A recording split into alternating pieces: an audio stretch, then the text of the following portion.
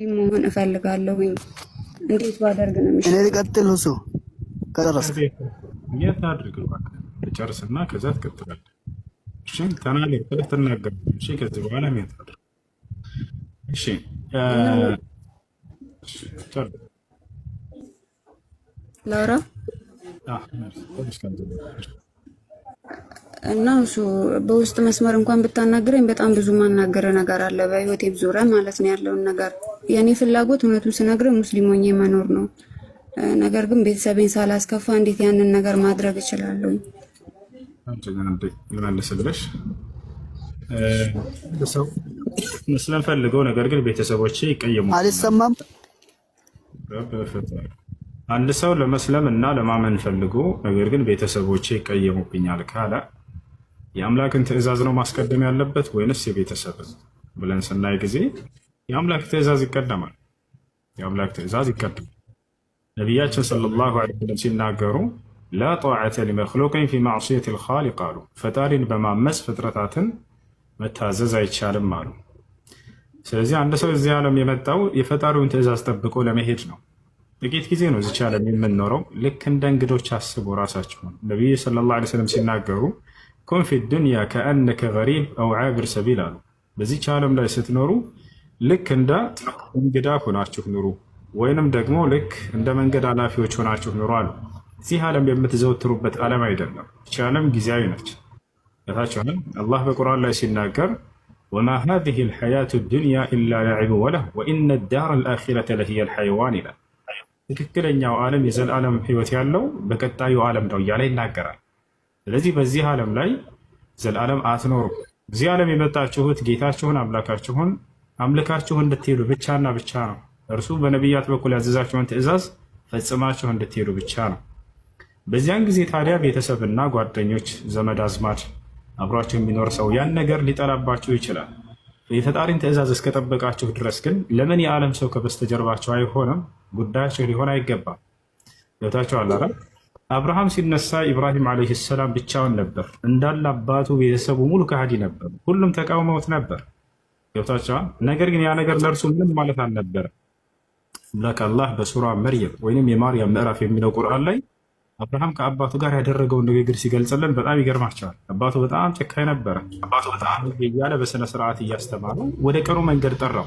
ያ አበቲ ላ ተዕቡድ ያ አበቲ እኒ ቀድ ጃአኒ ሚን ልዕልሚ ማ ለም የእቲክ፣ አባዬ ሆይ ወደ አንተ ያልመጣለህ መለኮታዊ እውቀት ከአምላኬ ዘንድ ወደ እኔ መጥቶልኛል። ፈተቢዕኒ አህዲከ ሲራጠን ሰውያ፣ አምላክ ያላህ ሆይ ቅኑም መንገድ ምራኝና ማን ነው ፈተቢዕኒ ተከተለኝ አባዬ፣ አህዲከ ሲራጠን ሰውያ ቀጥተኛውን መንገድ መራህ ዘንድ ይለዋል። አባቱ መጨረሻ ላይ ምን ነበር ያለው? ቃል ለአርጁ መነክ እቀጠቅጥሃለሁ ወይም መወግርሃለሁ ከዚህ ሂድልኝ ነው ያለው። እንደ አጠቃላይ ይህ ነው። አሁን ቤተሰቦችን ሳላስቀይም እንዴት ነው እስልምናን መቀበል የሚችለው ወደሚለው ስንመጣ ጊዜ እስልምናን መቀበላችሁን ለቤተሰቦቻችሁ የግዴታ ማሳወቅ አይጠበቅባችሁም። ገብታችኋል አይደል? አምላክ አላህ በእናንተና በእርሱ መካከል ነው እንጂ የሚፈልገው የግዴታ ለህዝብ ካላሳወቅ አልቀበልህም የሚል አምላክ አይደለም። ገብታችኋል? ስለዚህ አንድ ሰው በእርሱና በአላህ መካከል ያለውን ነገር ካስተካከለ ኸላስ ይሄ ብቻ በቂ ነው። ቤተሰቦቻቸው የግዴታ ማወቅ አይጠበቅባቸውም። እናንተ ሻራ ትይዛላችሁ፣ ታምናላችሁ። ከዚያም በኋላ የሶላት ትእዛዛቶችን ከቻላችሁ ቤታችሁ ትንሽ ክላስ ካለቻችሁ እሷን ዘግታችሁ ትሰግዳላችሁ። ከዚያ በኋላ ማህበራዊ ህይወታቸውን ከቤተሰብ ጋር ትኖራላችሁ። ችግር የለም። ከዚያ በኋላ ይሄን ማድረግ ካቃታችሁና ቤት ውስጥ ሌላ ክላስ ከሌለ ምናልባት ጓደኞች ይኖራችኋል በአቅራቢያችሁ ሙስሊም ልጆች፣ እነርሱን ሚስጥር አድርጉልን ትሏቸውና እንትን ትላላችሁ፣ ትሰግዳላችሁ ከእነርሱ ጋር። ያ ነው። ከዚያ እስላማዊ ትምህርቶቻቸውን እየተማራችሁ አምላክ አላህ የሚያዛቸውን ትፈጽማላችሁ፣ የሚከለክላችሁን ደግሞ ትርቃላችሁ። ሌላው ነገር ይህ እስከ መቼ ድረስ ልትሉ ትችላላችሁ። ይህ ነገር በጣም የሚገርመው የሰለሙ ሰዎች ይሄንን ስሜት ያውቁታል። ከመስለማቸው በፊት ይሄ ነገር ሁሉም ያስፈራቸዋል። ነገር ግን ከሰለሙ በኋላ የሚገርም ጽናት አላህ ሱብሓነሁ ወተዓላ በልባቸው ውስጥ ይሰጣቸዋል። የሚገርም ጽናት አላህ በልባቸው ይሰጣቸዋል። ምን አይነቶችን ነው ግን ከተባለ በዚያው እውቀትን በመማር ላይ የጸኑ ልጆች ካሉ ማለት ነው። እስላማዊ እውቀታቸውን የተከታተሉ ሰዎች ስለ ቁርአንና ስለ ሐዲስ ይበልጥ በተማሩ ቁጥር አላህ ሱብሓነሁ ወተዓላ በልባቸው ውስጥ የሚገርምን ጽናት ይሰጣቸዋል። ይባቸዋል። ነገር ግን ያንን ነገር ሳይማሩ ዝም ብለው የሚጫወቱ ከሆነ በራሳቸው ላይ ያን ጽናት አያገኙትም። ያን ጽናት አያገኙትም። ይህ ነው እና ስለዚህ ይሄን ማድረግ ትችያለሽ ማለት ነው። አምላክ አላህ ሱብሓነሁ ወተዓላ በአንቺና በእርሱ መካከል ነው እንጂ ለህዝብ ካላሳወቅሽ እኔ እምነትሽን አልቀበልም የሚል አምላክ አይደለም። አምናችሁ አምልኳችሁን በድብቅ እየሰራችሁ ሲመቻችላችሁ ጊዜ ደግሞ የዛኔ በገሃድ ወጥታችሁ ታመልካላችሁ እርሱን ማለት ነው። ይህን ይመስላል። እሺ ቃል ሰላም፣ እንዴት ነሽ? እና ቤቲ ማስተላለፍ የምፈልገው መልዕክት አለ። ይኸውልሽ ቤቲ፣ እኔም በእናቴም በአባቴም ዘር ሙስሊም የተባለ የለም። ለዘሮች እኔ መጀመሪያ ሙስሊም ነኝ። ግን ማወቅ ያለብሽ ነገር ቢኖር መቼ እንደምንሞት አለማወቃችን ነው። ህይወታችን ምስጢር መሆኑ ነው። እና ደግሞ ልክ ይሄን ሃይማኖት ስትቀበይ እኔ እየገፋፋሁሽ አይደለም፣ ግን ስትሰልሚ መስለም ያለብሽ ሙስሊሞችን ተከትለሽ ሳይሆን እስልምናን ብለሽ ነው፣ አላህን ብለሽ ነው። አላህም መጠጊያሽ አድርገሽ ስትሰልሚ ደግሞ ከየት መጣ የማትይው ጽናት፣ ከየት መጣ የማትይው ጥንካሬ ልብሽ ላይ ይመጣል። እኔ መጀመሪያ ላይ በጣም ነበር የምፈራው። ሂጃብ ለብሼ እንዴት ነው ቤተሰቦቼ ፊት የምቆመው እላለሁ።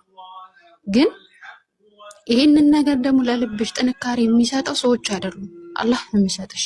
አላህ ነው የሚያደርግልሽ እነዚህ ነገሮች፣ አላህ ነው ሽፋን የሚያደርግልሽ። ግን ስትሰልሚ አለ ፍጹም ልብሽን በፍጹም ፍጹም ፍጹም ንጹህ አድርገሽ አላህን ብቻ ተተክተሽ አድርጊ። ሙስሊሞችን ብለሽ ካልሆነ፣ ሙስሊም ጓደኞች ስላሉሽ ሙስሊሙን ፈልገሽ ካልሆነ፣ ወይ ወንዶችን ወይ ብቻ የትኛውንም ሙስሊም አካላት ሳይሆን አላህንና እስልምናን ብለሽ እስከመጣሽ ድረስ አላህ ለልብሽ ጽናትና ጥንካሬ ይሰጥሻል። አላህ ሂዳያ ይስጥሽ። ማሻአላህ። እሺ የነፍስ አባቴ የነፍስ አባት አለው ወይ ነው እኔ ግራ የገባኝ ነገር። ወይስ እሱ የኔ የነፍስ አባት ስለሆነ ከምንም ኃጢአት ከሁሉም ነገር የጸዳ ነው ሰው በመሆኑ መጠን የነፍስ አባት ሆኖ ሌላ የነፍስ አባት አለው? እሱ በቃ በጣም ማንንም ሰው ጠይቄ ላገኝ ያልቻልኩት ነገር ነው።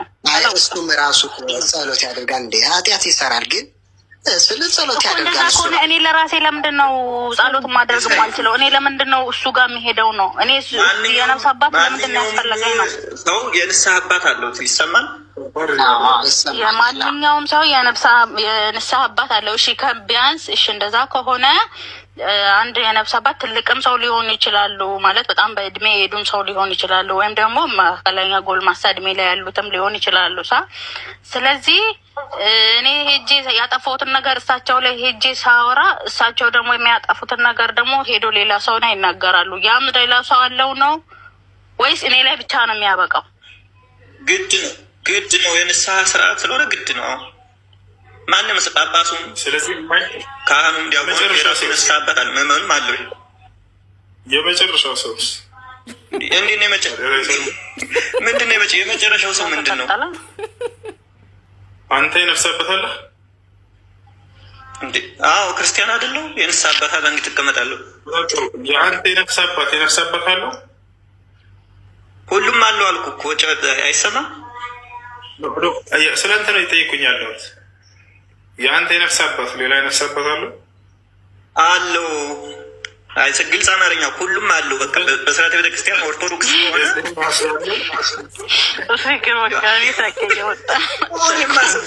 መጨረሻው የት ነው?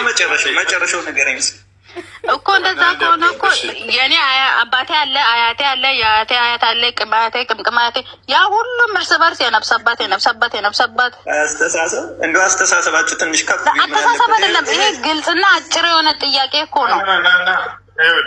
ኢስላም በዚህ ጉዳይ አራጆች ናቸው። ቆይ አናርደህም፣ አብሽር። እሺ ቡኻሪ ስንት ነው ያልከው? አፈ በረከት 304 ነው። ስላላገኛችሁኝ ነው። 304 ነው ያልከው። ለምን አናርደህም? አብሽር። የሰው ልጅ እንደ ከብት ታርዳላችሁ። ተው፣ ጥሩ አይደለም። ምን?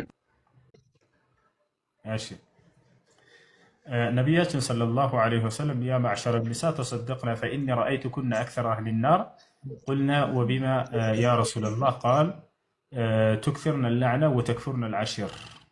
እዚህ ጋር ነው ሐዲሱ ያለው። አንደኛ ይሄ ነው። ስለዚህ አብዛኛዎቹ የእሳት ሊሆኑ የቻሉበት ምክንያት የሁለቱ እንደሆነ ገለጸው ነቢያችን ሰለላሁ ዐለይሂ ወሰለም። ከዚያ ሌላ ሀሳብ እየቀጠሉ ነው። አሁን አንተ ለምንድን ነው ብዙዎቹ የእሳት ሊሆኑ የቻሉበት ምክንያት ያልከውን አሁን መልስ አንዴ እሱን ስጠን፣ ነበር። መልስ ስጠን። አራጆች ናችሁ አይደላችሁም? ይሄን መልስ ስጡ። አይደለንም። ኢየሱስ ክርስቶስ ነው በእኔ የማያምኑትን እረዷቸው ያለው። ማስረጃ አሳየን፣ አሳየኝ። ላሳይ ያው ላሳይ ናቸው። ያው መጽሐፍ ቅዱስ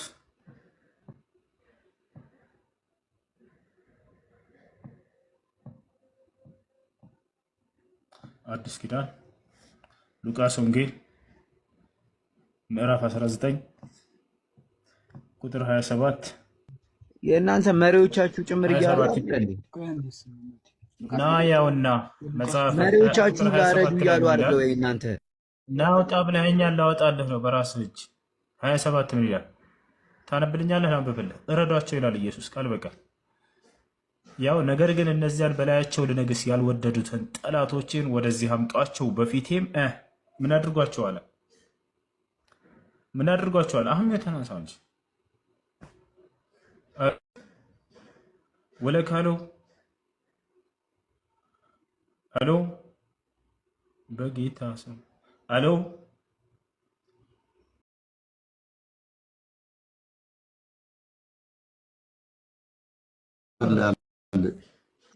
ሰላም አለይኩም ወራህመቱላሂ ወበረካቱ። እኔ ልደንግጥልህ የሀገሬ ልጅ። ወአለይኩም ሰላም ወራህመቱላሂ ወበረካቱ። እረዷቸው ይላል እስልምና ብሎ ያው ኢየሱስ ክርስቶስ እረዷቸው እንዳለ ሲያይ ደንግጡ ሄደ። ምክንያቱም አያሳያቸውም እንዲህ አይነት ጥቅስ። ስለአንተ ብሎ ሙቶልሃል ልመን ነው በቃ። ኢየሱስ ጌታ ነው ይላሉ፣ ኢየሱስ ፍቅር ነው ይላሉ። አለቀ። አሁን ለምሳሌ እኔ እስልምናን መከተል ብፈልግ የትኛውን እስልምና ነው መከተለው? እኔ አሁን በዘመኔ ስኖር እስልምና ሁለት መሆኑን አላውቅም። ገባ? አሁን የምሰማው እስልምና ሁለት ምናምን የሚባል ነገር አለና የትኛውን እስልምና ነው መቀበል ያለብኝ? እኔ ትክክለኛው ይሄ ነው ይባላል እና አንዱ ነው ሲቀጥ ኢቭን ይቅርታ አድርግልኝ እሱ አሁን ኢቭን እኔ ስናገር ከስር ብዙ የምጽፉ ልጆች አላችሁ፣ ግን ፕሊዝ በቃ ተው እንደዚህ አይነት ነገር የምር ተው እና እሱ የችን ነገር መልስልኝ። አየሽ አንድ ሰው እስልምናን መቀበል ቢፈልግ የትኛውን እስልምና ነው የሚቀበለው የሚለው እስልምና በመጀመሪያ ሁለት መስሎ የታያችሁ ሰዎች ይሄ ስህተት ነው። እስልምና አንድ ነው፣ ግን ተለያይተው ያያችኋቸው ወደ እስልምና ራሳቸውን ያስጠጉ ግለሰቦች ሁለት ሆነው ስለታያችሁ ነው።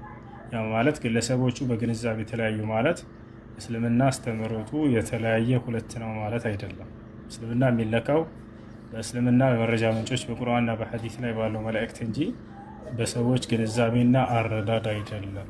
አንደኛ ያን ማወቅ አለብን። አምላክ ከቀደሙ ነቢያት ዘመን ጀምሮ ኢስላምን ሲደነግግ ቆይቷል።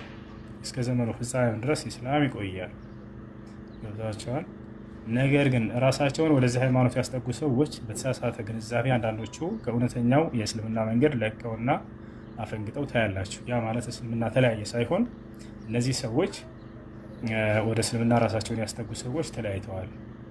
በምን ምክንያት ነው የተለያዩት? የትኛውስ ነው እውነተኛው ብለን የዛኔ እውነተኛው የትኛውን እንደሆነ ለማወቅ ወደ እስልምና የመረጃ ምንጮች ወደ ቁርአን ወደ ሐዲስ በመመለስ የምናውቀው። ሁለተኛ ይሄ ነው። ሶስተኛ ነገር ዛሬ እነዚህ ሰዎች ተለያይተው መታየታቸው አንዱ የእስልምና ትክክለኛነት ማረጋገጫ ነው። ለምን ከተባለ ኢስላም የሚረጋገጠው አንድ ሃይማኖት የሚረጋገጠው ስለ ወደፊት ትንቢትን ይናገራል። ያ ትንቢት በተናገረው መሰረት ደግሞ ይፈጸማል። ይህ የዚያን ሃይማኖት እውነተኛነት ያረጋግጣል። በተለይ ደግሞ የዚህ የመጨረሻ ዘመን ነቢይ የነቢዩ ሙሐመድ ሰለላሁ ዐለይሂ ወሰለም እውነተኛነትን የሚያረጋግጥ ነው። ለምን ከተባለ ነቢዩ ሙሐመድ ሰለላሁ ዐለይሂ ወሰለም በዘመናቸው እነዚህ ሁሉ አንጃዎች ዛሬ ሳይፈጠሩ ወደፊት እነዚህ አንጃዎች ይፈጠራሉ ብለው በትንቢት ቃላቸው ላይ ተናግረዋቸዋል። ቃለ ነቢዩ ሰለላሁ ዐለይሂ ወሰለም افترقت اليهود على 71 فرقة وافترقت النصارى على 72 فرقة وستفترق أمتي على 73 فرقة كلها في النار إلا واحدة. قيل من هي يا رسول الله؟ قال من كان على مثل ما أنا عليه اليوم وأصحابي. وفي رواية أخرى قال هي الجماعة. نبي محمد صلى الله عليه وسلم ሲናገሩ ምን አሉ? አይሁዲዎች ለ71 ተከፋፈሉ፣ ሁሉም የእሳት ናቸው፣ አንዷ ብቻ ስትቀር። ክርስቲያኖች ለ72 ተከፋፈሉ፣ ሁሉም የእሳት ናቸው፣ አንዷ ብቻ ስትቀር። ወደፊት ደግሞ የኔ ትውልድ ለ73 ይከፋፈላሉ አሉ፣ ሁሉም የእሳት ናቸው፣ አንዷ ብቻ ስትቀር አሉ። እርሷን ማነች ተብለው ሲጠየቁ ጊዜ እኔና እናንተ ዛሬ ባለንበት መንገድ ላይ የጸኑ ሰዎች ናቸው ብለው ተናገሩ። አያችሁ። ከዚህ ምን እንረዳለን? ለጥያቄው መልስ ዛሬ ተለያይተው ማየታችን እነዚህን ነቢዩ ሰለላሁ ዐለይሂ ወሰለም ቀድሞ የተናገሩት ነገር ነውና አንድ ነቢይ ስለወደፊት ተናግሮ ያ የተናገረው ትክክል ተፈጽሞ መታየቱ የነቢይነቱ ማረጋገጫ ነው። ትንቢት ይባላል አይደል? የአንድ ነቢይ የነቢይነቱ ማረጋገጫ ከነቢይነት መስፈርቶች መካከል ነቢያት ትንቢትን ይናገራሉ። ወደፊት ያ የተናገሩት ትንቢት በትክክል መፈጸሙ እውነተኛነታቸውን ያረጋግጣል። ባይፈጸሙ ዛሬ ባይታዩ እነዚህ ነበር እንደውም ኢስላም ወይም ነቢ ሰለላሁ ዐለይሂ ወሰለም ሐሰተኛ ሊያስብላቸው የሚችል። ምክንያቱም አንድ ነቢይ የወደፊትን ይሆናል ብሎ ተናግሮ በተናገረው መሰረት ሳይፈጸም ቢቀር ሐሰተኛ ይሆን ነበር። ስለዚህ ተፈጸሙ መታየታቸው ኢስላምን የሚያስተች ነገር ሳይሆን የእስልምናን እውነተኛነት የሚያረጋግጥ ነው። ይሄ ነው። ሌላኛው ታዲያ እነዚህ ሰዎች ዛሬ ላይ የምታያቸው ሰዎች ትክክለኛው መንገድ ላይ ያሉትንና ያለሉትን እንዴት ነው ማወቅ የምንችል የሚለውን የመጨረሻ መንገራቸው። ያም ነቢዩ ሰለላሁ ዐለይሂ ወሰለም ተጠይቀው መልስ ሰጥተውበታል። ታዲያ የትኞቹ ናቸው ከ73ቱ የሚድኑት አንቱ የአላህ መልእክተኛ ሲባሉ ጊዜ መን ካነ ዐላ ሚስሊ ማ አነ ዐለይሂ ልየውም ወአስሓቢ አሉ። ልክ ዛሬ እኔና ባልደረቦቼ ባለንበት መንገድ ላይ ያሉ ናቸው ብለው ተናገሩ። ማለት ሁም አለዚነ እስተቃሙ ዐላ ኪታቢላህ ወዐላ ሱነት ረሱሊህ ሰለላሁ ዐለይሂ ወሰለም ወዐላ ማ ካነ ዐለይሂ አስሓቡ ረሱሊላህ ሰለላሁ ዐለይሂ ወሰለም ቁርአንና ሐዲስ ላይ በተገለጸውና ያን ቁርአንና ሐዲስ የነቢዩ ሰለላሁ ዐለይሂ ወሰለም ዘመን ሰሓቦች፣ ታቢዒዎች፣ ተትባዑ ታቢዒን፣ ሰለፎች ብለን የምንጠራቸው እነርሱ በተገነዘቡበት ግንዛቤ ላይ ያሉ ናቸው። ታዲያ በቁርአንና በሐዲስ ላይ የአላህን ባህሪያቶች በተመለከተ ያ ነው ምናልባት ውዝግብ የፈጠረብሽ ሁለት ሌላኛ መስሎ ታዩት። እነዚያ ቁርአንና ሐዲስ ላይ የመጣውን የሚያጸድቁና አይ ቀጥታ አንቀበልም የሚሉ ሰዎች አሉ። ታዲያ እውነተኛ የትኛው ነው ከተባለ አምላክ ስለራሱ የተነገረውን አምነው መቀበል ላይ ያሉ ሰዎች ናቸው። ያንንም ሲቀበሉ ጊዜ ይቅርታ ሁሱዬ እኔ ነገርኩ እኮ እኔ ማለት ከሙስሊም ጋር ያደኩት ኢቨን ቤቴ ውስጥም ነገርኩ ከሙስሊም ወንድም አለኝ ገብቷል። ግን እኔ እስልምና ሁለት አላውቀውም አልኩ እኮ። ግን አሁን ሰሞኑን ነው ያው ይሄ ነገር እያየህ ነው አንተ ሲራገብ ሳይ ነው ይሄን ነገር ማለት የጠየቅኩ መርዝሽን ረጨሽ ላላችሁኝ ሰዎች ከስር ማለት ነው። እኔ ይሄ መርዝነት ምናምን ማለት መጠየቅ ኃጢአት ነው እንዴ? እሱዬ ወንድሜ ታያቸው እነሱን አሁን እየነገርኩህ አይ ማወቅ ነው እኮ ነው። አሁን ትክክለኛውን መንገድ በቃ የትኛውን ነው መከተል ያለብኝ እስልምናን ከፈለኩ እንዴ? መጀመሪያ እኮ መርምሩ ይላል። ምን ሆናችሁ ነው? ታያቸው እነሱን አዳምጪ። ለማንኛውም እሺ አምላክ ማወቅ የምንችለው ነቢያቶች በተናገሩት ልክና ልክ ብቻ ነው። ከነቢያት ውጭ አምላክን የሚያውቅ ማንም የለም። ይወታችኋል።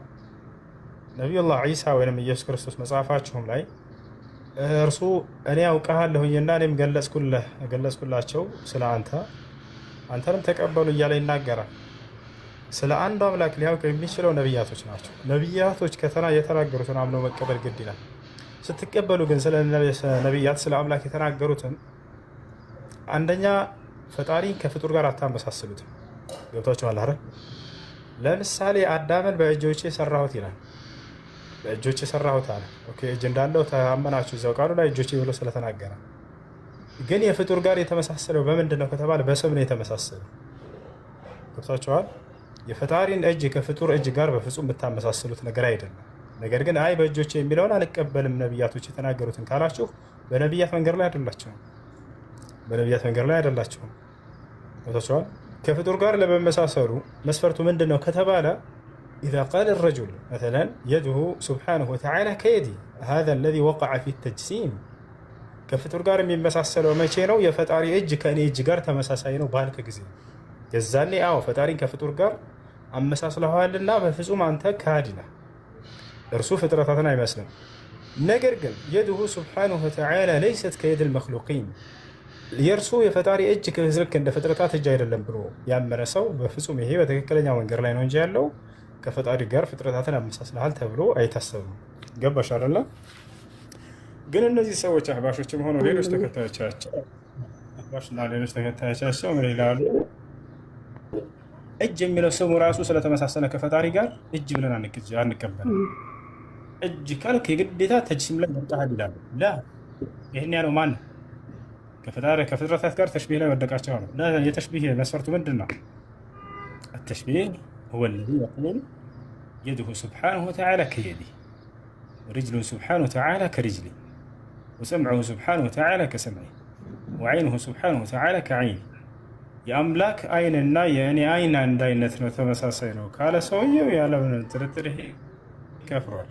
ፈጣሪን በፍጡር ስለገለጸ ፈጣሪን ከፍጡር ጋር ስላመሳሰለ ነገር ግን ፈጣሪ የራሱ የሆነ መለኮታዊ የሆነ ረቂቅ የሆነ ከፍጥረታት ጋር አይመሳሰልም ያለን ሰው ገር ላይ ነው ያለው። ሌላኛው ነብያቶች በገለጹላቸው ልክ ብቻ ነው ስለ አምላክ የምትይዙት። ነብያቶች ያልገለጹትንስ በራሳችሁ ተፈላስፋችሁ መናገር በአምላክ ላይ ይሄ ክህደት ነው። ይሄ ክህደት ነው። ገብታችሁ አለ ነብያቶች በተናገሩት ልክ ትቆማላችሁ። ወቁፍ ሐይث ወቀፈ القوم እነሱ በቆሙበት መንገድ ላይ ትቆማለህ። በቃ ያንተ ኬላ ነው፣ ያ የመጨረሻ ነው። ያንን ወሰን አልፈህ ነብያቶች ያልገለጹልህን ስለ አምላክ በራስህ የምትገልጽ ከሆነ ከሃዲ ነው የምትሆነው። ገብታችኋል አይደል? የተገለጸውንም ደግሞ ከፍጥረታት ጋር እንዳታመሳሰል። ፈጣሪ በአዳምን በእጁ ሰራው ስለተባለ የእሱ እጅ ስለከኔ ጋር ይህን ይመስላል። እሺ ጥያቄ አለ? ይቀጥል። ተናግሬ ጨረስኩ እኮ አንድ ነጥብ አነሳሽ አይደል? በሱ ላይ እናውራና ወደ ቀጣዩ ደግሞ አይ አልጨረስኩም። ነጥቤን አልጨረስኩም። ዝም ብለን እናዳምጥ። ምን ታደርጋለህ? የኢትዮጵያ ካላንደር ምን ይላል እኮ አንድ ዓመተ ምህረት ስላልሽው ጉዳይ እናንሳሽ። ወይ ኢትዮጵያ ካላንደር ምን ይላል? ለኢትዮጵያ ካላንደር ሳይሆን ስለ ክርስቶስ ዓመተ ምህረት እየተወራ ነው። አንዴ ስለሱ ነው አይደለም።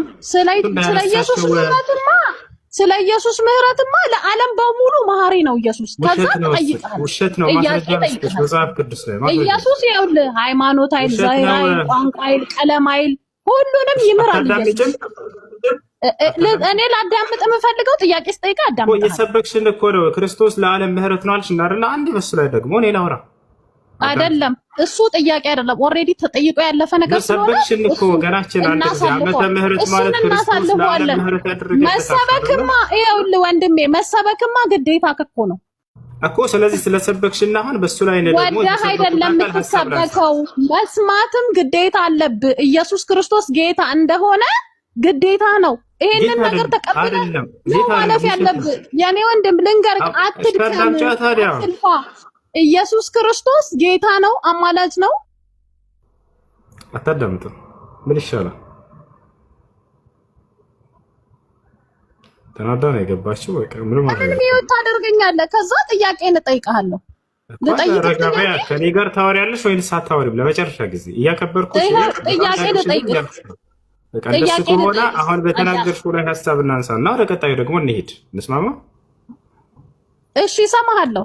በቃ እንደሱ ከሆነ ኢየሱስ ጌታ ነው አልሽና አሁን አይደለ? ነገር ግን ኢየሱስ ክርስቶስ ጌትነቱ በመደረግ የተገኘ የሹመት የስልጣን ጌትነት እንጂ መለኮታዊ ጌትነት አይደለም። ማስረጃ ልስጥሽ መጽሐፍ ቅዱስ ላይ ማስረጃ ትሰጠኛለህ? በዚህ ነገር ማስረጃ አልፈልግም። በቃ ልስጥሽ። እንግዳውንስ ልክፈት። ያው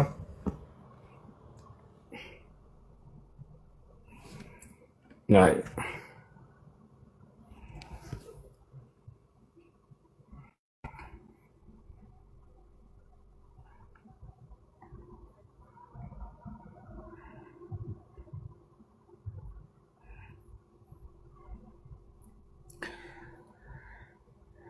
እሺ ያው እነዚህ ጋር ምን ይላል?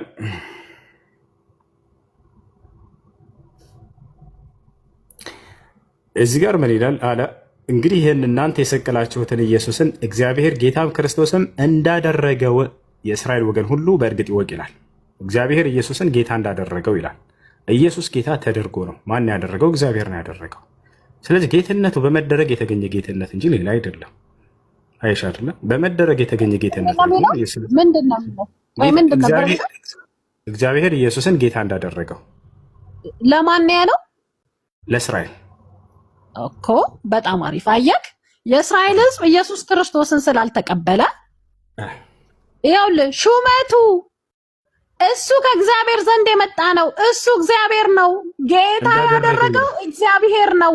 ቆይ ጠየቀኝ እኮ ጠየቀኝ። ጌታ ያደረገው እግዚአብሔር ነው አለች። እሱ ነው ያለ ያለው። ስለዚህ ክርስቶስ ጌታ ተደርጎ ነው። እሺ ስማኝ። ለማን ያለው? ለማን ያለው? ለእስራኤል ሕዝብ ጌታ ያደረገው ኢየሱስን ጌታ ያደረገው እግዚአብሔር ነው። አይዋ ልክ እንደው ደግሞ ለምንድን ነው ያው እኔን አይደለም አሁን መተምትለኝ ለእስራኤል ህዝብ ነው ያለው። ገባ? ቢኮዝ እሺ አንዴ አዳምጠኛ ስትነግረኝ ሰምቼ ሄለ ለምንድን ነው እንደዛ ያለው? የእስራኤል ህዝብ አንቀበልም መሲሁ አሁን አይደለም የሚመጣው ብለው ስላመኑ ኢየሱስ ክርስቶስ አሁን አይደለም ብለው የሚመጣው ብለው ስላመኑ የላከው እግዚአብሔር ነው ብሎ አላቸው። ለምን እንዲቀበሉት ይሄ መዳን እንዳይተላለፋቸው። ምክንያቱም ይኸውልህ ዛሬ አንተ ስለማትቀበለው እኮ ነው ኢየሱስ ጌታ ነው ኢየሱስ ስላንተ ሞቶልሃል ስለበደል ምንም ማድረግ አይቻልም ተደርጎ ነው ያገኘው ጌትነት ነው። አንዴ ቆይ ደግሞ አንዴ አንተ ምስል ቀታሪና ለምን አንድ ሰከንድ ከሰዎች ጋር ተነጻጽሯለህ ነው ከእርሱ በፊት እግዚአብሔር ሌላ ጌታ ያደረገዋል። ልስትሽ ምን ታያለሽ? የለም አለ ነይ ላሳይሽ መጽሐፍ ቅዱስ ላይ ማስረጃ። እሺ ኦሪት ዘፍጥረት ምዕራፍ 40 ጌታ ያደረገው ከአዲስ ኪዳን አውጣልኝ እስቲ። ከአዲስ ኪዳን የለም እግዚአብሔር ከእርሱ በፊት ጌታ አድርጓል። የአዲስ ኪዳን መጀመሪያም እሱ ነው። ስለዚህ በዘመናቸው ሁሉንም ጌታ አድርጓቸዋል። ቆይ እግዚአብሔር በየዘመናቱ ሁላቸውንም ጌታ አድርጓቸዋል። ኦፍኮርስ 24 ነበሩ። አንተ የምትጠራቸው ሰዎች አሁን ጌታ አደረጋቸው የምትላቸው 24 ነበሩ። 24 ለምሳሌ ማን ለምሳሌ አብርሃም የእምነታችን ጀማሪ ነው። ማስረጃዎችስ ላይ ማስረጃዎች የቱ ጋር? ይሄው አዲስ ኪዳን ላይ ዕብራውያን 12 የቱ ጋር ማስረጃ እኮ የቱ ጋር? ዕብራውያን 12 ላይ ዕብራውያን 12ን ክፈት። ዕብራውያን 12 ላይ 12ን ክፈት። ቁጥር ስንት ላይ? ዕብራውያን 12ን ክፈት። ከአንድ ጀምሮ ይናገራል። ረበፈታ ሙሉ መጽሐፉን ላምበው። በጣም ምን ችግር አለው እንዴ ታዲያ? እሺ ችግር የለም።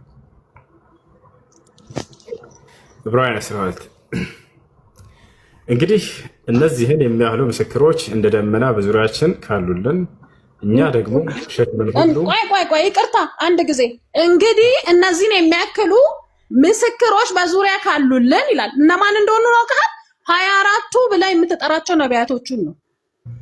ማን እንደሱ ብሎ 24 ነቢያት የሚባል ነገር አለ እንዴ? ቀጥል ከዛ ታገኘዋለህ። ቀጥል 24 የሚባል ነቢይ አለ መጽሐፍ ቅዱስ ላይ አባ ቀጥል። እያነበብክ አልነበርክ? ቀጥል ነው በሰጠሽን ትርጓሜ ላይ ማስረጃ አስጨነ እንጂ የቱ ጋር ነው 24 ነቢያት የሚለው መጽሐፍ ቅዱስ? ስትቀጥል ታገኘዋለህ። ቀጥል። እኛ ደግሞ ሸክምን ሁሉ ቶሎም የሚከበንን ኃጢአትን አስወግደን የእምነታችን ራስና ፍጻሜ ኢየሱስ ክርስቶስን ተመለከትን። በፊታችን ያለውን ሆልዶን ይቅርታ ምን ይላል? ስለምን ነው ሌላክሽን ይሰግድ ወይልሽ የአብርሃምን ጌትነት እኮ ማስረጃ ተሰጭን ነው። እሺ ምን ይላል? የእምነታችን ጅማሬ እና ፍጻሜ በፈጣሪ የአብርሃምን ጌትነት ተሳይን ነው አይደል? እዚህ የመጣሽው የቱ ጋር ነው? ሙሉ መጽሐፉን ላንብብና እየተረጎምሽ ይሰግድልን። አሁን የጀመርከውን ጨርስ። ሙሉ መጽሐፉን ላንብበው። በቃ ማስረጃ አልከኝ አይደል? ማስረጃ ሰጠው። በቃ ነይ በቃ ስለምንድን ነው ማስረጃ የተጠየቅሽው? መጽሐፉን አንብብልን እኮ እያለች ነው። አንብብልኝ ማስረጃ ብለኛል። ዕብራውያን 12ን አንብብ። ነሽ አንብቢና ተርጉሚልኝ። ለምን አነባለሁ? አንተ አንብበው። መጽሐፍሽ ነው አንብቢ። እንደምን ነው አንተ አንብበው። የጀመርከውን ታረላ አንተ አንብበው። እኔም አንብቢ ስትለኝ አነብልሃለሁ። አንተ በጣም ጥሩ። የጠየኩሽ ማስረጃ ምንድን ነው? ጌታ አድርጓቸው ነበር አልክ። የቱ ጋር ላንብብ? እሱን የሚናገረው ጥቅስ የቱ ነው? ይሄ ዕብራውያን ከአንድ ጀምሮ እንግዲህ እነዚህ የሚያህሉ ምስክሮች እንደ ደመና በዙሪያችን ካሉን አለ። እሺ ይኸውልህ አባቱ። እሺ አንዴ ላንብብልህ። በቃ አላነብም አልካ? ላንብብልህ። ዝም ብለህ አዳምጥ። እንግዲህ እነዚህን የሚያህሉ ምስክሮች እንደ ደመና በዙሪያችን ካሉ እኛ ደግሞ ሸክምን ሁሉ ቶሎም የሚከበንን ኃጢአትን አስወግዶ የእምነታችንን ራስ ፈጻሚ ኢየሱስን ተመልክተን በፊታችን ያለውን ሩጫ በትዕግስት እንሩጥ። እርሱ ነውር ንቆ በፊቱ ስላለው ደስታን በመሰቀል ታግሶ በእግዚአብሔር ዙፋን ተቀምጧል። ማን? ኢየሱስ። አየክ? በእግዚአብሔር ዙፋን የተቀመጠ ማንም የለም። ስለምንድን ነው እያወራሽ ያለሽው እንዴ? ስለ ኢየሱስ ክርስቶስ ጌትነት ነው። በእግዚአብሔር ዙፋን የተቀመጠ ሌላ እንደሌለ የእግዚአብሔር ቃል ይናገራል። እሺ ጌታ ተደርጎ ነው አንስቶስን እኮ ፋይል ዘጋን። ክርስቶስ ጌታ ተደርጎ ሌላ አምላክ አየክ? ሌላ የተቀመጠ በእግዚአብሔር ዙፋን ላይ የለም። ማን የተቀመጠ ከእግዚአብሔር ዙፋን የሚል ጥያቄ አለ። ማንም የለም። ቅድም እኮ ለእስራኤል ሕዝብ እግዚአብሔር የላከው እግዚአብሔር አምላክ ያደረገው አልከኝ አይደለ? በእግዚአብሔር ዙፋን ላይ የተቀመጠ ከኢየሱስ ውጪ ማንም የለም። ዙፋን ላይ የተቀመጠ እሺ፣ አዳምጪ ተረጋጊልሽ። ኢየሱስ ክርስቶስ ጌትነቱ በመደረግ የተገኘ እንዳታጠፋው፣ የአሁኑን ቃል እንዳታጠፋው። የስልጣን ጌትነት ነው። ከኢየሱስ ክርስቶስ በፊት ደግሞ እግዚአብሔር በርካቶች በእግዚአብሔር ዙፋን ላይ የተቀመጠው ማን ነው? በእግዚአብሔር ዙፋን ላይ የተቀመጠው በእግዚአብሔር ዙፋን ላይ የተቀመጠው ኢየሱስ ክርስቶስ። እሺ አሳየንሽ፣ ችግር የለውም። ይሄው ዕብራውያን ይሄው ልክ አንድ ጀምሮ አንብበው እኮ አልኩት። በእግዚአብሔር ዙፋን ላይ የተቀመጠ ነው ኢየሱስ፣ ሰው አይደለም። አንተ የምታነጻጽረው አይነት ሰው አይደለም ነው። ይሄው ልክ ከመጀመሪያው ዓለማቶችን የፈጠረ ጌታ ነው ኢየሱስ። ኢየሱስ ዓለማቶችን የፈጠረ ጌታ ነው። እሺ ኢየሱስ ሃይማኖተኛ አይደለም፣ ሃይማኖተኛ አይደለም። አንተ የምታውቀው አይደለም። እሺ ረጋ በይ።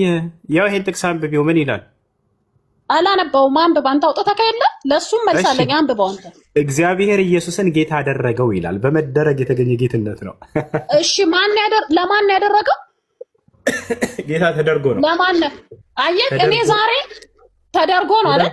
ጸሐፊው ሐዋርያ ሥራን የጻፈው ጳውሎስ መለኮታዊ ባህሪ በመደረግ ይገኛል ወይስ አይገኝም? ይሄ ሱፐር ናቹራል ሂዝ ኖት ስጋ የለበሰ ሰው ብቻ አይደለም። ኢየሱስ ሱፐር ናቹራል ነው። ኃይሉን ሊቋቋም የሚችል ፍጥረት የለም። ይኸውልህ እኔ እየሰበኩህ እኮ ነው። ዛሬ ለአንተ እየነገርኩህ ነው። ያኛው ጸሐፊው ቆይ ይኸውልህ፣ እሺ ንገረኝ እኮ አዳምጪ።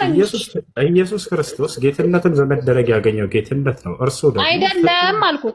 አይደለም ተደረገ ማለት ትርጉሙ ምንድን ነው? አይደለም ለምን እንደዛ እንደጻፈልህ ልንገርካ፣ ላስረዳክ ለምን እንደዛ እንደጻፈልህ ለምን እንደዛ እንደተጻፈ ሳይሆን አዳምጪ፣ ረጋ በይ። አደረገው ማለት አድራጊ አለ፣ ተደራጊ አለ። የተደረገ ነገር አለ። ማን ነው ኢየሱስ ክርስቶስን ጌታ ያደረገው? እግዚአብሔር። ታዲያስ እግዚአብሔር ከኢየሱስ ክርስቶስ ለማን ነው የተባለው? ረጋ በይ እንጂ ለማን ነው የተባለው? ለማን ነው የተባለው? አዳምጪ፣ ረጋ በይ። ለማን ነው የተባለው? ኢየሱስ ክርስቶስን ጌታ ከማድረጉ በፊት እግዚአብሔር ሌሎችን ጌታ አድርጓል አላደረገም? ለማን ነው? አላደረገም። አድርጓል። ማስረጃ ላሳይሽ ነይ። ቆይ አንድ ነገር እንዳታልፍ፣ ይሄንን ሳንጨርስ እንዳታልፍ፣ ወደ ሌላ እንዳታልፍ። ቆይ ላሳይሽ ነው። እግዚአብሔር ከኢየሱስ በፊት ጌታ አላደረገም ማለች። ጉድ ተመልከቱ። ወላሂ መጽሐፋቸው ነው። ለእስራኤል ልጆች አልከኝ እኮ ለእስራኤል ልጆች አይደለም። ላይ ተመልከች፣ እዚህ ጋር ቁጥር 9 ምን ይላል? አልመለከትም። ለምን አትመለከች? አትሄድም። ዕብራውያን ላይ ተመለስ፣ ሐዋርያት ሥራ ላይ ተመለስ። አያቸው አይደለ? ከእርሱ በፊት ጌታ እንዳደረገ እግዚአብሔር ማየት አትፈልግም። ሐዋርያት ሥራ ላይ ተመለስ። እሺ ሐዋርያት ሥራ ላይ አዳምጪ። አላነብልህም። መጀመሪያ ከጀመርነው ነው የምንነሳው። ከጀመርነው ቦታ አትረብሽ እንጂ ቀስ በይ። አታንብብልኝ። አነባዋለሁኝ። አታንብብልኝ። ጤነኛ አይደለሽም እንዴ? ኢየሱስ ክርስቶስን እግዚአብሔር ጌታ ከማድረጉ በፊት ሌሎችን ጌታ አድርጓል። ሌሎችን ጌታ አድርጓል። አላደረገም ካልሽ እኔ አደረገ ካልኩ ደግሞ ወይ ረጋ በይ። አትረብሺ እና እግዚአብሔር ከክርስቶስ በፊት ጌታ እንዳደረገ ኑ ተመልከቱ። ማስረጃ ክርስቲያኖች፣ ወላሂ ላዚም አሁንም ፈጥናችሁ ወደ አባቴ ሚውት አድርጊ። ጌታ ያደረገውን አላይም እያለች ነው። ከክርስቶስ በፊት ጌታ ያደረገውን እግዚአብሔር አያቸው አይደለ? አላይም እያለች ነው። በቃ ታች ነሽ፣ አዳምጪ። በደንብ ተማሪ፣ ምዕራፉን በደንብ ያዥና በራስሽ ሂጂ። ኦሪት ዘፍጥረት ምዕራፍ አለቀ። በቃ 3 ጌቶች ናቸው ይላል። ውረዳ ወደታች እንወዳለን። ግን መጀመሪያ ስንት አምላክ ናቸው? ስንት ጌቶች ናቸው? ወይኔ ጉዴ! አንተ እነሱ ብቻ ይዛ ተንቀሳቀሱ።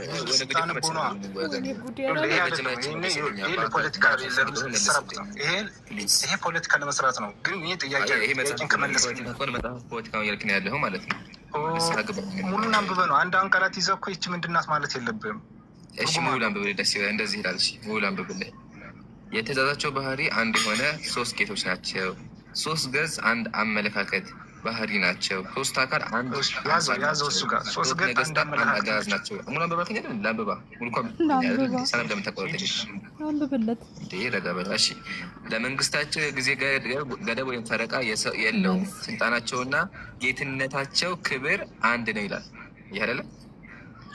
አሁን ወደኋላ መለስ። አሁን መስና ወደኋላ ግን መጀመሪያ አንድ የውስጥ ጌቶች ናቸው። ተለያዩ 3 ጌቶች ናቸው ይላል። ትቀበለዋለህ? እና የስልጣናቸው ሆነ የምናቸውም አንድ ነው አለህ እኮ።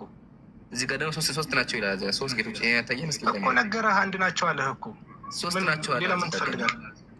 3 ናቸው አለ። አብ ወልድ መንፈስ ቅዱስ ግን በአካል አንድ በስራቸው። ስለዚህ በአካል ስንት ናቸው? ስለዚህ በአካል ስንት ናቸው? ኧረ ኮመንቶች እንደኔ ተደናብራችኋል። ከዚህ በላይ አላስጨንቅህም። ከተምረህና ዋናው ግን 3 አምላክ እንዳለ ጥያቄ ትቀበላለህ? ጠይቅ ጥያቄ። እንደዚህ ዙሩበት። በእናንተ ገነት ለመግባት ብር ያስፈልጋል አያስፈልግም? እርፍ ምን እርፍ።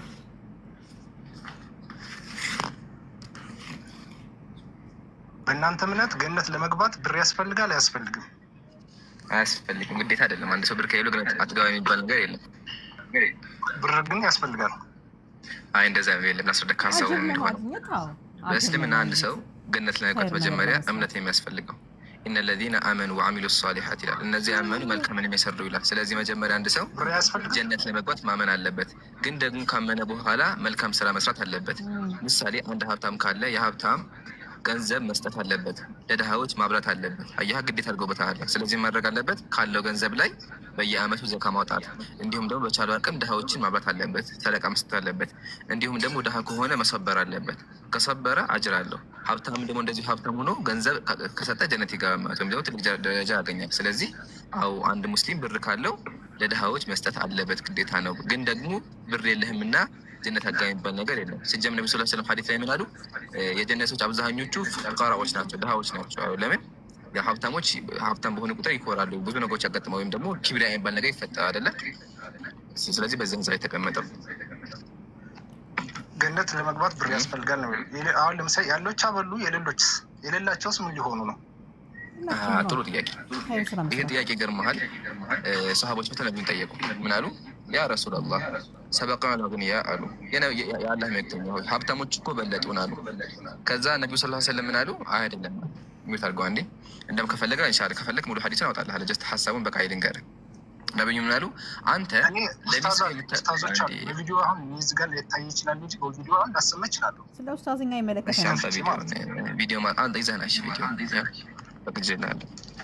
አይ በድምጽ ነው ቪዲዮ ባይታይ ከፍተኛ ተመረኛ በኡስታዞች እኮ ለምንመራ ችግር የለም።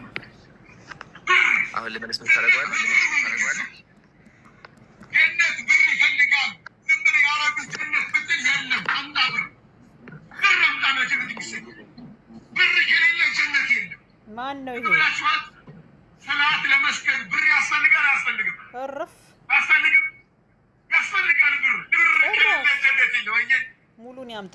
ጀነት ብር ይፈልጋል። አዳምጣላ። አይ ሙሉ አሰማና ሙሉን ከመጀመሪያው ቆርጠዋል እኮ ሀቢቢ። ሙሉ እዛ መልስ እናሰማ። ብር ይፈልጋል። አንድ ሰው መንግስተ ሰማያት ለመግባት እንደ ህፃን ሆነ ገነት ነገረህ እኮ መጨረሻ እዛ ላይ የሚያዩ ስለ ሀብታሞች ነው። መጀመሪያ ሙሉ አሰማ። ለምን ትቆርጣለህ? ቪዲዮ ለምን ትቋርጣላችሁ? ሙሉ ቪዲዮ አምጥተህ አሰማ። ለዛ ላይ እያወራ ያለው አንደኛ የመስጂድ ንየታ ነው። ብር ስጡ ለሀብታሞች ነው እየተናገ ሀብታሞች ብር አውጡ። አዎ ቅድም እኮ ብያለሁ። አንድ ሀብታም ግዴታ መስጠት አለበት ብያለሁ። መጀመሪያ ሙሉ ቪዲዮ አምጣ እስኪ። ለምን ትቆርጣለህ? ሚስተር ቆራጭ ሙሉ ቪዲዮ አምጣ። ሚስተር ቆራጭ አሰማ። ሙሉ ቪዲዮ እየጠበቅኩ ነው። ሙሉን ያምጣ። ኧረ እየጠበቅን ነው። እባክህ ሙሉ ቪዲዮን ክፈትልን። ካልሆነ በቃ እየሸወድከን ነበር ማለት ነው። ቆራርጠው አይ ሙሉ ቪዲዮን ክፈትልን። እዛ መልሶ አለ። አንድ ሀሳብ ቆርጠህ እኮ አይደለም መቅረብ ያለብን። መልስ አይደለም የመልስ ምትስ አለልህ። ከፈለግ ሙሉ ቪዲዮ መክፈት ትችላለህ። ማነህ ትችላለህ? ሙሉ ቪዲዮ መክፈት ስማ። አዳም እሱን ማሰማ ግን አተቋጧ ቀጥል።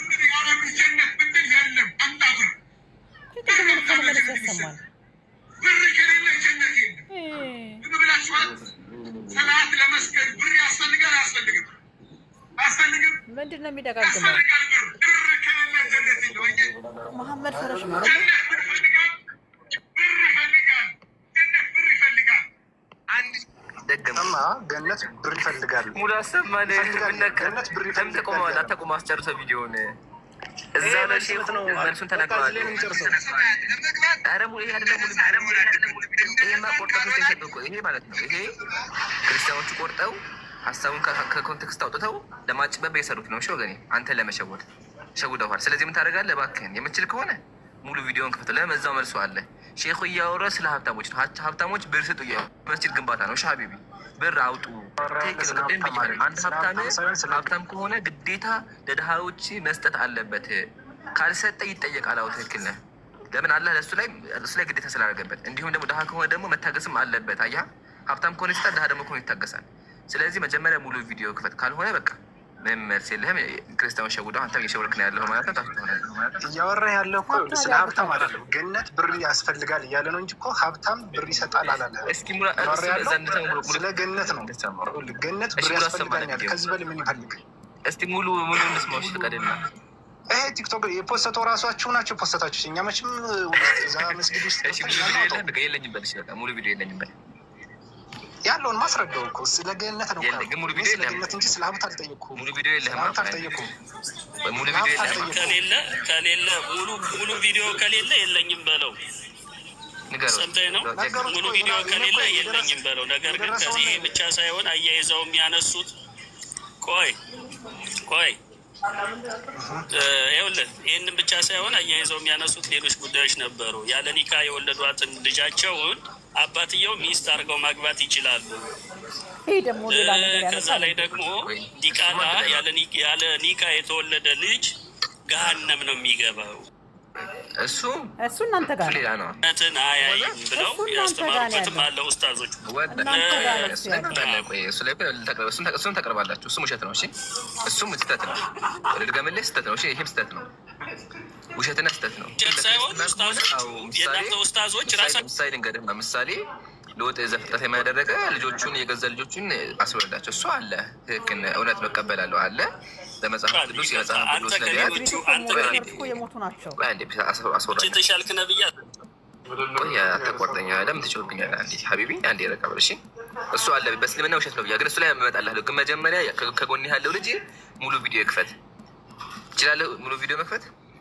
ሙሉ ቪዲዮ መክፈት አልችልም፣ ምክንያቱም የደረሰኝ እንዳሰማው ቀደም ተካል በቃ አሁን ለምን በቃ የፈለኩት ያመጣ ይመታጋ እንዲላክ ነው። ሪተሮቹ ቆይ ስራቸው ምንድነው ነው ጥያቄ? እሺ በቃ ሙሉ ቪዲዮ መክፈታችን አያችሁ አይደል? ጀማ ይሄ ነው እኮ በቃ ክርስቲያን መጥቶ እስልምናን ለማጥላት ሲሞክር የሚያደርጋቸው ነገሮች ምንድነው? አንደኛ ጉግል ያስተረጉማል፣ ያጭበረብራል። ሁለተኛ ቪዲዮ ፖለቲካ ሳሰራ ትክክለኛውን አስተምሮ አስወራኝ፣ እባክህን አስወራኝ። ስማኝ እንጂ እንደዛ አይደለም፣ ማጭበርበር እኮ አይደለም። ይሄን እሺ ምን የተናገርኩት እኔ ተናገርኩት። አንዴ ምታደርገው እሺ አታወራቸው። እሺ አንዴ ምታደርገው። ስለዚህ ነገር ቪዲዮውን አውት ኦፍ ኮንቴክስት እየቆረጡ ለማጭበርበር ይሞክራሉ። አንደኛ እንደው ያመጣሃቸው ሼህ እንኳን እንደዛ ብሎ ከሆኑ እኮ እንደ ማስረጃ አይቀርቡም። ለምን እስልምና ቃል አላህና ቃል ረሱል ነው እንጂ እገሌ ያለ አይደለም። መሆን ያለበት ማስረጃ መቅረብ ያለበት ከቁርአንና ከሐዲስ ነው። አንደኛ እንደው በሀሳብ እንኳን ብለው እንኳን ቢሆን ግን ይገርምሃል፣ ሼኹ እያወራው ስለ መስጂድ ግንባታ ነው። አዎ ቅድም እኮ አውብዬሃለሁ። አንድ ሙስሊም ላይ ሀቅ አለ፣ ግዴታ አለበት። ግዴታው ምንድነው ከተባለ ሰደቃ፣ ዘካ ማለት ግዴታ አለበት። በቃ ይሄ በእስልምና ያለ ዋጅብ ነው።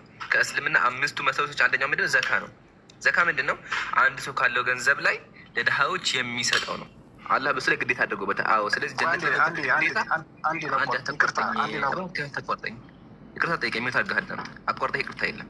እሺ ስለዚህ ሰደቃ መስጠት አለበት። አዎ አለበት። ካልሰጠስ ይጠየቃል። ጡቢቃ የውመል ቂያማ ይጠይቅበታል። ትክክል ነህ። ስለዚህ ወገናችን ሌላ ጊዜ ሲመጣ ለማጭበርበር አሞክር ብዬ ምክር እመክርሃለሁ። ለማንኛውም ለነበረን ቆይታ አመሰግናለሁ። ሌላ ጊዜ ግን ተማር። እሺ ከላይ ያለው ያገኘሽ ሁለት ሰላም ብያለሁ።